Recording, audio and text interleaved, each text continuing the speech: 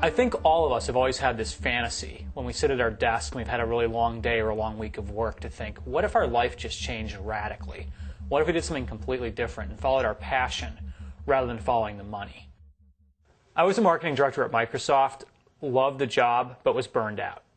And one day I saw a picture of these mountains in Nepal, and I said, I got to exit stage left from this office and get out to the mountains.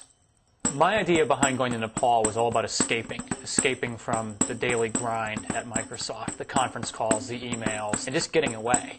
I went trekking looking for nothing but snow-capped Himalayan peaks. And what I found instead was a school that had 450 students and a library that was a library in name only. It was completely devoid of books.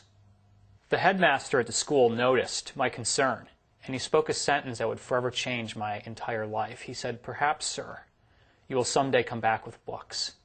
And in my own mind, I got this goofy grin on my face as I thought about returning with thousands of books on the back of a yak to give these kids access to a proper library.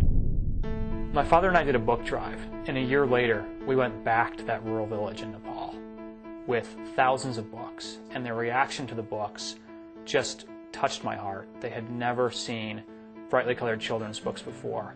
And as they looked at the stories of African wildlife and sharks in the solar system, in my own mind I thought, I am not going back to my desk to sell software. I am quitting my job and dedicating the rest of my life to building hundreds, if not thousands, of these rural libraries. My book is titled Leaving Microsoft to Change the World. And it is about my own journey from doing what society told me I should be doing to instead following my heart and my passion. What started in one village in Nepal has now grown beyond my wildest dreams. I wrote this book because I wanted people to know that you don't have to be Bill Gates or Warren Buffett to go out and change the world. I mean, I'm just some ordinary guy who started an organization that now has set up over 3,000 libraries throughout the developing world and put 2 million books in the hands of kids. It doesn't take anything more than passion and energy and drive to go do that.